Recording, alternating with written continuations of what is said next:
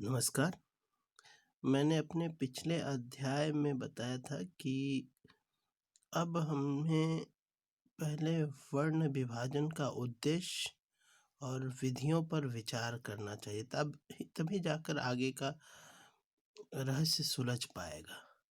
तो सबसे पहले ये जान लेना चाहिए कि उस ज़माने में भी मनुष्य में अलग-अलग गुण और विशेषताएँ होती थी और इसी के आधार पर समाज में शांति और व्यवस्था बनाए रखने के लिए वर्ण को 4 भागों में बाँटा गया था। ब्राह्मण, क्षत्रिय, वैश्य और शूद्र। विद्वान वर्ग, जो ऋषि मुनि का वर्ग था, उन लोगों ने ये निर्णय किया कि समाज में एक वर्ग होगा जिसका मुख्यतः मनुष्य के जीवन में ज्ञान से संबंधित समस्याओं और विचारों पर अपना कार्य करेंगे वो। इस वर्ग को ब्राह्मण वर्ग नाम दिया। इसकी तुलना माथे से लेकर कंधे तक की जाती है। यही ब्राह्मण वर्ण का उद्देश्य और विचार है। इसी के आधार पर उनका विचार रखा गया। दूसरा, क्षत्रिय वर्ग। इनका काम था सुरक्षा देना, रक्षा करना, शांति व्यवस्था बनाए रखना। इसमें स्थान दिया गया कंधे से लेकर कमर तक। क्षत्रिय वर्ग को स्थान प्राप्त हुआ कंधे से लेकर कमर तक। उसके बाद आता है वैश्य वर्ग। वैश्य वर्ग को कमर से लेके घुटनों तक स्थान दिया गया। और उसके बाद स्थान आता है शूद्र वर्ग। शूद्र वर्ग का स्थान घुटने से लेके पूरा पैर का तलवा तक। यही मुख्य आधार है वर्ण के विभाजन का। अब वर्ण के विभाजन का एक और रहस्य था कि सभी मनुष्यों को अपने अपने सामर्थ्य और योग्यता के आधार पर उनके जब वर्ण का विभाजन हुआ तो सभी के अपने सामर्थ्य, शक्ति, क्षमता के आधारों पर उनका विभाजन हुआ। जो अधिक बुद्धिमान थे उन्हें ब्राह्मण का दायित्व दिया गया था। और एक बात कि उसमें जाति बोलकर कुछ नहीं था, वर्ण था, जो योग्यता के आधार पर दायित्वों को प्राप्त किया जाने वाला एक विधि व्यवस्था, इसी का नाम वर्ण था। जातिवाद मतलब पीढ़ी दर पीढ़ी का ऐसा कोई व्यवस्था नहीं था। पीढ़ी दर पीढ़ी जब तक वो अपने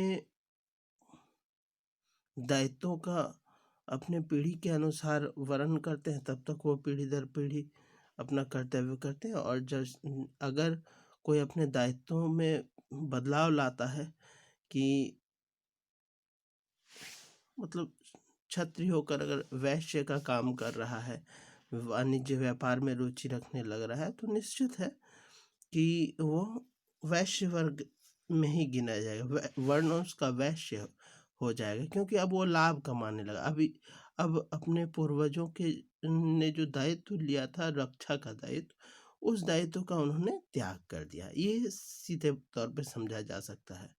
तो कुल मिलाकर 4 भागों में वर्ण बँट चुका है। उसमें जातिवाद का कोई सिद्धांत नहीं था। जातिवाद समय के साथ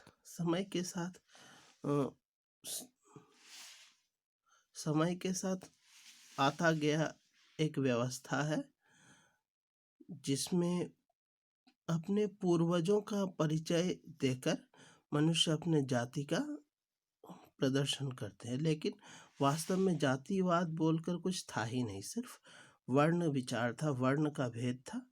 जो कोई अगर वैश्य वर्ग से ऊपर उठकर रक्षा का दायित्व उठाता है, तो फिर उसे क्षत्रिय का स्थान प्राप्त होता था। तो संभवतः आप लोगों को समझ में आ गया होगा कि वर्ण विभाजन का मुख्य उद्देश्य था समाज में शांति और व्यवस्था बनाए रखना। और शांति और व्यवस्था बनाए रखने के लिए मनुष्य को 4 वर्णों में बांटा गया था, ब्राह्मण, क्षत्रिय, वैश्य और शूद्र। और चारों वर्ण के अनुसार उनके अपने अपने दायित्वों को भी बांटा गया था। जी हाँ, तो इस तस्वीर में बने ब्राह्मण वर्ण में वामन अवतार और परशुराम अवतार दिख रहे हैं। क्षत्रिय वर्ण में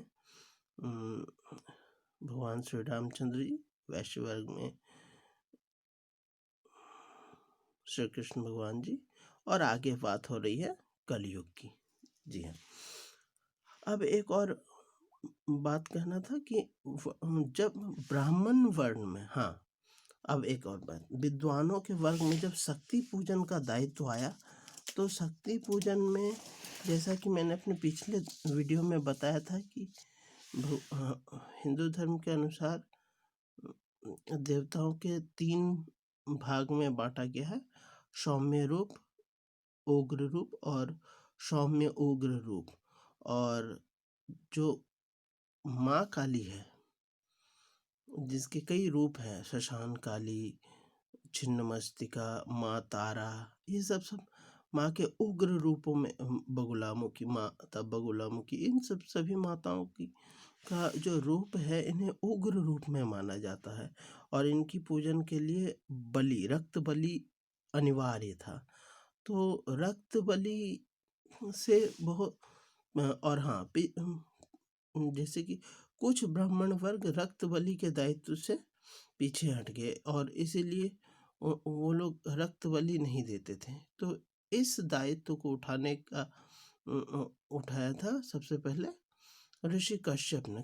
ऋषि कश्यप ने शक्ति पूजन का निर्णय लिया और माँ काली की पूजा उपासना करने का दायित्व लिया और तारापीठ में आकर माँ तारा के रूप का आवाहन किया और उनकी स्तुति की और विधिवत ढंग से बलि प्रथा के साथ माँ तारा की उपासना और चरण वंदना की, पूजा की और अपने कश्यप गोत्र का स्थापना किया। तो माँ तारा का जो रूप है, इस रूप को उग्र सौम्य रूप कहा जाता। मतलब इसमें माँ तारा उग्र रूप में भी प्राप्त हो जाती है और सौम्य रूप में भी। यह मध्यवर्ती रूप का एक प्रकार है। तो इसमें कश्यप ऋषि जी ने माँ तारा की उपासना तारापीठ में की। इस तरह से कश्यप गोत्र का आधार रखा गया था। तो अब समझ में आ रहा है कि वर्ण का तो 4 भागों में बंटवारा हो चुका है और कश्यप ऋषि जी, हाँ, एक वर्ण था कि एक भाग यह भी था कि सभी ब्राह्मण वर्ग बलि प्रथा नहीं देते थे। कुछ वर्ग सिर्फ सौम्य रूप की ही पूजा का दायित्व ले रहे थे और इस तरह से शक्ति पूजन तो छूट ही जा रहा था। अतः शक्ति पूजन का दायित्व कश्यप ऋषि ने लिया और बलि प्रथा को बनाए रखा। अब जब विद्वानों का अगला चरण आगे की ओर विचार कर रहा है, तो इसमें साफ साफ समझ में आ रहा है कि सभी युगों के अनुसार अलग अलग वर्ण में भगवान का अवतरण होता है। जैसा कि मैं कह रहा था कि निष्कर्ष रूप में यह समझ में आ रहा है कि सतयुग में भगवान का अवतरण हो गया है ब्राह्मण वर्ग में, त्रेता युग में क्षत्रिय वर्ग में भगवान का अवतरण हो चुका है, वैश्य वर्ग में भगवान श्री कृष्ण जी आ चुके हैं और अब कलयुग चल रहा है। और जैसा कि कलयुग में विचार का मुख्य आधार यह भी था कि विद्वानों के अनुसार भगवान कल्कि जो है वो वर्ण से ब्राह्मण होंगे, उनकी 2 पत्नियां होंगी और थोड़े निर्धन परिवार में उनका जन्म होगा। हाँ, तो यहाँ से अब एक ही संदेह उत्पन्न होता है कि अगर भगवान कल्कि को शूद्र जाति का उद्धार करना है, और जैसा कि विचारों से समझ में आ रहा है कि कलयुग की भविष्यवाणियों के अनुसार आज कलयुग में समाज पिछले समय की तुलना में सच में आज पूरा का पूरा समाज शूद्र व्यवस्था में ही वर्णित है। आज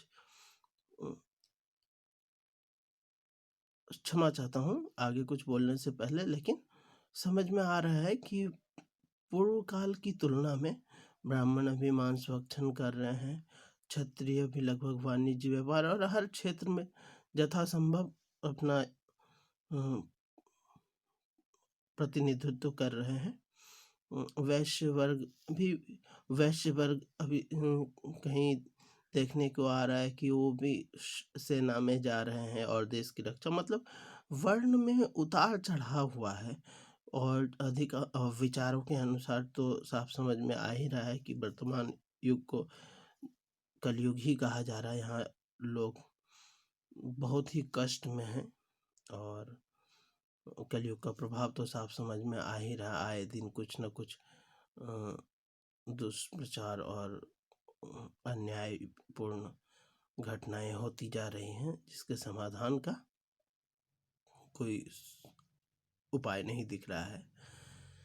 जो भी हो, अब आगे मैं बोल रहा था कि अगर यही सत्य है और अगर सोचा जाए तो वर्तमान युग पूर्ण रूप से शूद्र बन चुका है। अब सिर्फ एक मिथ्या आडंबर, एक ढोंग चल रहा है जाति व्यवस्था के नाम पे, परंतु समाज पूर्ण रूप से आज क्षत्रिय वर्ग भी शराब पीने से कोई भी पीछे नहीं है, जबकि पहले शराब को अवहेलना का विषय माना जाता था। तो अभी कोई भी पीछे नहीं है, संपूर्ण विचारधारा शूद्र हो चुका है। अब मैं आगे बात करूंगा कि शूद्र जाति में भगवान कल्कि, अगर यही सत्य है कि संपूर्ण समाज शूद्र हो चुका है, तो भगवान कल्कि का शूद्र जाति में अवतरण लेने की क्या संभावनाएं हैं। धन्यवाद।